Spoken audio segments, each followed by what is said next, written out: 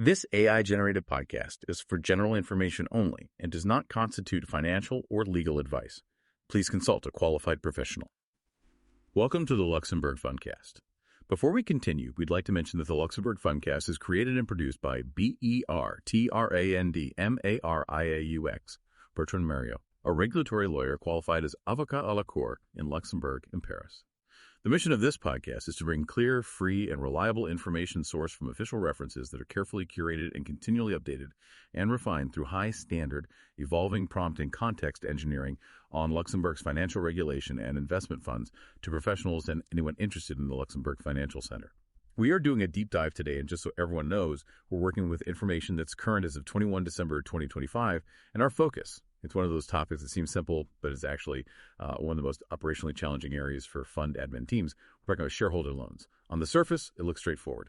Money in, money out. But for any company secretary, a COSEC, or anyone managing a Lux investment vehicle, especially in those really busy private debt structures, this is a magnet for audit queries. It creates huge governance headaches. It really does. You've got authority, conflicts of interest, evidence, hygiene.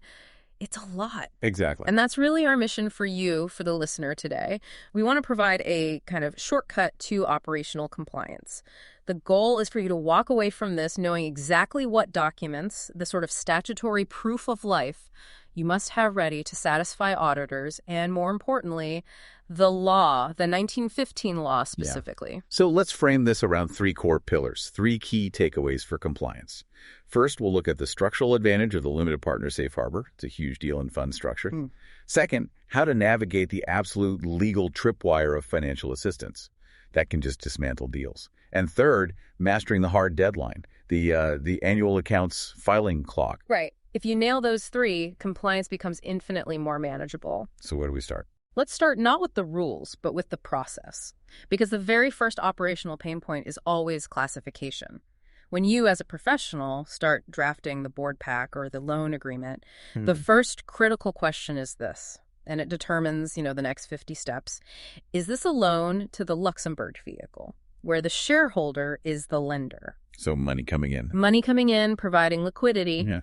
Or is this a loan by the Lux vehicle, where the company itself is using its balance sheet to finance someone else? Okay, that second one, the loan by the company, that sounds like where most of the risk is hiding. It is. Can you elaborate on that? Why does that just flip the entire governance playbook? It does, because a loan by the company risks triggering what's called the financial assistance regime. And this happens specifically if that money is used to support the acquisition of the company's own shares. In private debt platforms or complex M&A, you see this risk all the time. It comes from misclassification. Someone structures an upstream loan or a vendor loan without really tracing where the funds are going. And if those funds end up facilitating the purchase of shares in the entity that's doing the lending, it's no longer a simple loan. It's a regulatory minefield. It instantly becomes a tightly controlled statutory matter. It requires heightened governance, disclosure. It's a complete workflow deviation. Okay, so let's contrast that risk with let's say, the safety nets you find in the fund world. Yeah. So many investment strategies rely on the Luxembourg Société en Commandite Spéciale, the SCSP, or the Société en Commandite Simple, the SCS. The classic partnership structures. You're right. They're the bedrock of fund formation. And in those structures, the investors, they often wear multiple hats. They're the limited partner, the LP, but they're also the main lender. And this is exactly why the 1915 law created a crucial structural lever just for these partnership forms. It's what we call the limited partner safe harbor. The law explicitly says that a limited partner can contract any transaction with the partnership. And to be absolutely clear, it lists them: loans, guarantees, security, or other assistance. None of these are treated as management acts. Which is critical, because a management act would trigger unlimited liability for the LP. Precisely. This provision is absolutely central to making these LP-funded strategies work safely in Luxembourg. That's the key insight for any fund manager, then. The loan itself doesn't jeopardize limited liability. But you mentioned a caveat, that it's conditional. Where does the paperwork need to be especially tight to make sure the LP stays in that assistance lane? The protection is conditional on the limited partner not performing management acts towards third parties. Ah, okay, the external piece. Yes. The moment the LP starts acting externally, say, negotiating a new bank facility with a third-party bank or instructing the company's external lawyer, they risk crossing that line. So the documentation hygiene is paramount. The resolutions, the agreements, the signatory block, everything has to show the LP is only providing assistance And not managing. and never performing executive or external management functions. If the LP is signing off on operating budgets, they aren't just a lender anymore, they're management. Yeah. And that safe harbor, it just dissolves. And that's the difference between a functional loan and a massive liability threat. It's all in how you record the decision. Now, if the partnership structure gives you a safe harbor, the corporate structure, especially the Société Anonyme, the SA, gives you its exact mirror image. A controlled regime. Think about it this way. A shareholder loan is money flowing in. Financial assistance is the company spending its own money to help someone buy its shares. Right. And that risk is policed by the 1915 law with extreme stringency to protect the SA's capital. So when you have a third-party acquisition and the SA has to provide funds or loans or security, Yeah. what's a hard list of statutory constraints the board has to tick off? I imagine missing even one is a huge risk. It is. There are 5 non-negotiable conditions. First, the operation must be on market terms, and the board has to formally assess and document that fairness. To protect the other shareholders. Exactly. To prevent value extraction. If that's met, the second is prior shareholder approval. It is mandatory. This is a capital issue, so the general meeting has to sanction it. Without that vote, the whole thing is voidable. Likely null, yes. Third, and this is one that often trips up COSEC teams, a written report detailing the operation must be prepared, deposited with the RCS, the Trade and Companies Register, and published. So it's public. The regulator, the public, they need to know the company is taking on this specific risk. Correct. Fourth, a transaction has to satisfy the net assets constraint.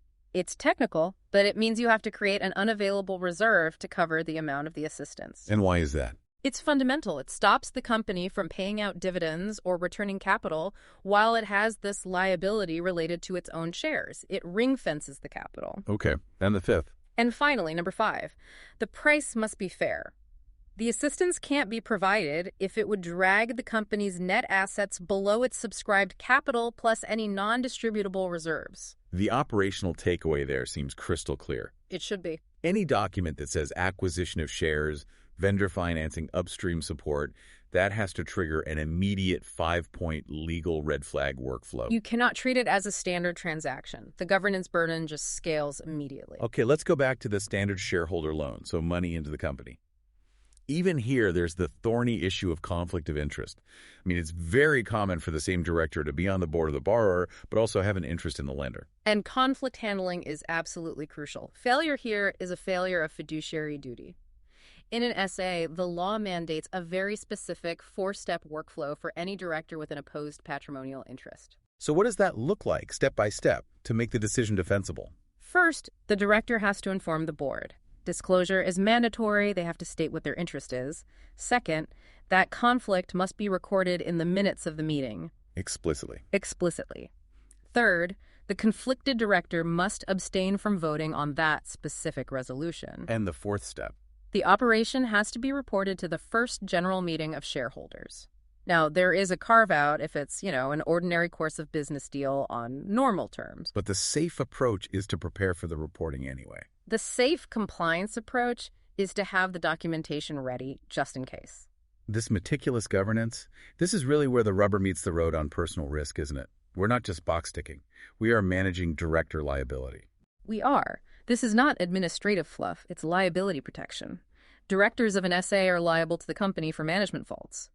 Worse, they can be jointly liable for breaches of the 1915 law or the articles. So if a director fails to record a conflict or votes when they shouldn't, and that loan later hurts the company, maybe the terms were bad, that director's personal exposure shoots up. Right.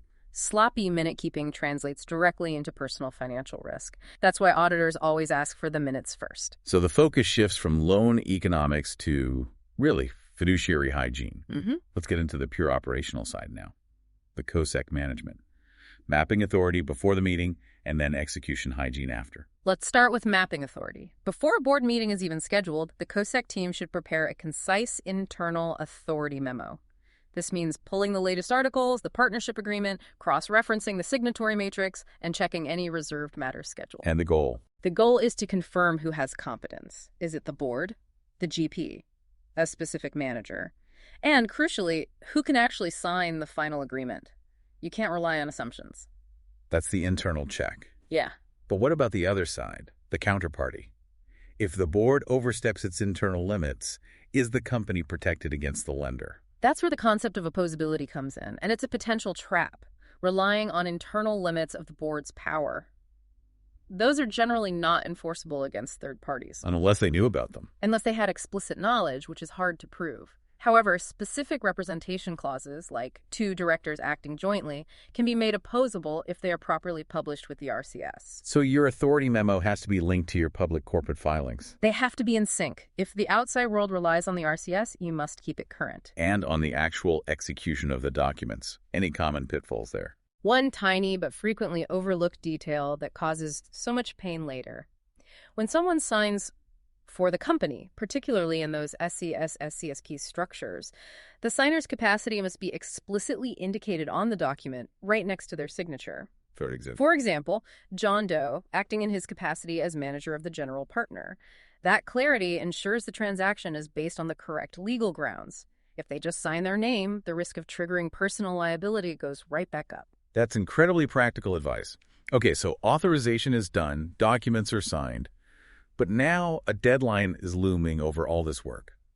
The compliance clock. Yes. The hard deadline that enforces all this discipline is the annual accounts filing clock. It's managed by the Ministère des Affaires Intérieures, and it is absolutely non-flexible. Walk us through the timeline that the COSEC team is running against. For legal persons, the approved annual accounts must be filed with the RCS within 1 month of approval by the general meeting. And crucially, that approval and filing has to happen no later than 7 months after the financial year end. That 7-month marker is your absolute backstop. So for a company with a 31 December 2025 year end? The latest the general meeting should approve those accounts is the 30th of June 2026, which means the final filing deadline is 31 July 2026. Miss that, and you're looking at penalties and more audit scrutiny. And to survive that audit cycle, the shareholder loan needs to be perfectly documented. What does that evidence pack have to contain to be audit-proof? We've identified 4 non-negotiable items for that file. First, the fully signed final loan agreement and, of course, any amendments. The contract. The contract itself. Second, proof of the cash movements. You need the bank advice or confirmation. The paper has to match reality. Makes sense. Third, the governance proof. The board or GP resolutions, and crucially, the conflict minutes extract if one was required. This proves the decision was made correctly. And fourth, a short internal reconciliation note. Just summarize the loan's activity, opening principal, movements, closing principal, and any accrued interest. It makes the auditor's job easy and proves the numbers in the balance sheet are real. So, contract, cash, governance, reconciliation. That system is the key to surviving the audit. And while the filing fee itself is low, 5 to 10 euros, the governance risk around it is massive. So let's just zoom out and synthesize the key idea here. We've covered who approves the loan, the authority, and conflict workflow. Right. We've defined what the risks are, financial assistance versus the LP safe harbor. And we've identified, when the deadlines hit, the account's filing clock. So if you had to boil it down to one central point, the philosophy of company law on this, well, what is it? It is this.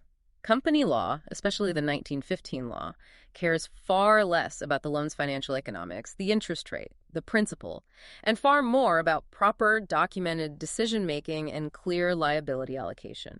When managers are negotiating things like subordination or PIK triggers, those should be treated as governance-reserved matters right from the start. Because if the process is flawed, if the minutes are missing, if the conflict isn't recorded, the loan itself becomes a serious liability risk for the directors. Even if the economics were great, the minute book is often more important than the spreadsheet. That is a powerful takeaway.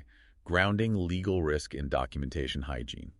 To leave you with one final thought on this, building on those timing rules, remember that compliance isn't just an annual event that's dictated by that 7-month accounts clock. A very good point. The RCS law requires that any registrations, say a change to who can sign for the company, or a change in the GP that was driven by the loan, that has to be requested no later than 1 month after the event. So compliance is a continuous month-by-month challenge. It's not just a 7-month annual scramble. A vital point for ongoing operational control. This podcast is a collaborative and free resource that improves continually, so your comments are highly welcome, especially on YouTube. We want to be a helpful strength for everyone working in Luxembourg at all levels. Please subscribe and leave a rating wherever you get your podcasts. You can also subscribe to Rigore Media and Bertrand Maraaux on YouTube, Connect with Bertrand on LinkedIn or visit bertrandmoreau.com. All links are in the show notes. It was the Luxembourg Fundcast for you today. This AI-generated podcast is for general information only and does not constitute financial or legal advice. Please consult a qualified professional.